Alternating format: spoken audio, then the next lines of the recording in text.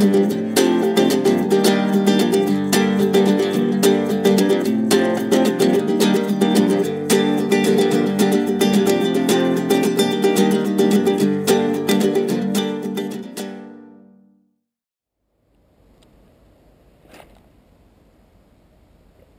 bien bonjour à tous, c'est Aquabidule35 et aujourd'hui on se retrouve pour une nouvelle vidéo.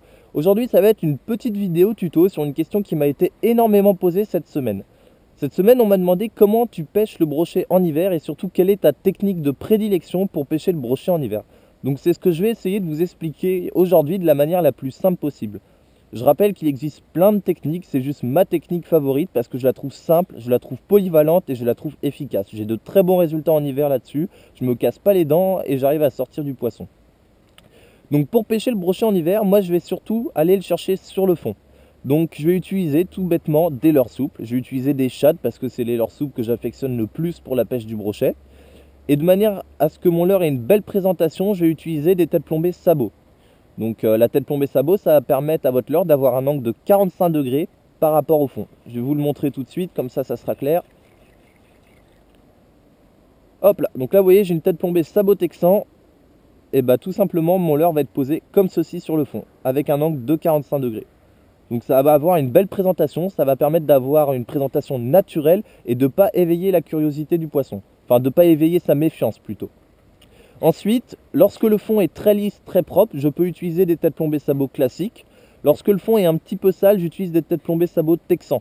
Voilà, ça me permet de passer plus facilement dans les obstacles. C'est pas mal aussi si vous découvrez un endroit, si vous ne savez pas trop ce qu'il y a au fond, si vous tâtonnez et que vous ne savez pas trop non plus le terrain. Enfin voilà, si vous ne connaissez pas l'endroit où vous pêchez, ça peut être une sécurité d'avoir une tête plombée sabot texan. Ça permet de moins perdre de leurre bêtement. Donc en ce qui concerne la taille du leurre, c'est tout bête, 4 pouces pour pêcher perche et brochet. Pour pêcher du brochet sans sélectionner réellement la taille, je vais utiliser du 5 pouces. Et pour pêcher vraiment le brochet et sélectionner des beaux poissons, je vais utiliser des leurres de 6 pouces. Voilà.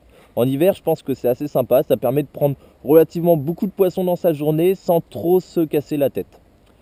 Au niveau des animations, c'est tout bête. Vous allez lancer votre leurre. Vous allez attendre que le leurre touche le fond. C'est très important parce que c'est là où on va animer le leurre. On va animer le leurre vraiment sur le fond. Et donc une fois que le leurre aura touché le fond, bien sûr vous allez prendre contact avec le leurre et vous allez effectuer une petite tirée légère et toute douce. Et puis vous allez contrôler la descente. Vous effectuez une tirée et vous contrôlez la descente. Il faut toujours que votre fil soit tendu. C'est très important, sinon vous allez louper les touches. Voilà, il n'y a vraiment rien de compliqué et pourtant ça marche. Vous voyez, là mon leurre il est posé sur le fond. Je tire un peu et je contrôle la descente en récupérant ma bannière. Je mouline en descendant la canne. Je lève légèrement ma canne et je mouline en descendant ma canne. Je touche le fond. Je tire légèrement. Je mouline en descendant ma canne. Je touche le fond.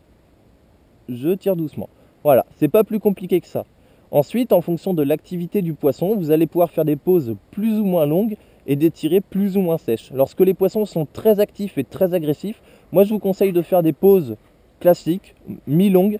Par contre, la petite tirée, elle peut être sèche, vous voyez, ça peut être un petit à-coup assez sec pour déclencher l'attaque. En revanche, quand le poisson est très tatillon, quand le poisson n'est pas du tout mordeur, des tirées amples et toutes douces avec des pauses très longues seront vraiment un plus.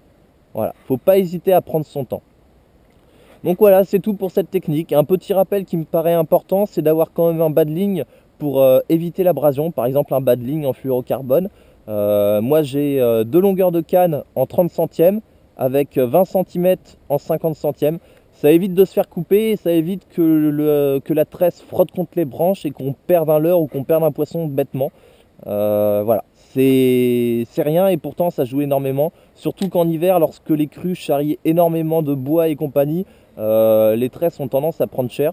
Donc n'hésitez pas, vous pouvez même mettre un nylon à la limite si vous n'avez pas les moyens d'acheter un fluorocarbone. Mais c'est un plus qui n'est pas négligeable. Voilà. Donc j'espère que cette petite vidéo vous aura plu, j'espère qu'elle aura pu vous éclairer. Et on se retrouve très bientôt pour plein d'autres vidéos. Allez, ciao tout le monde!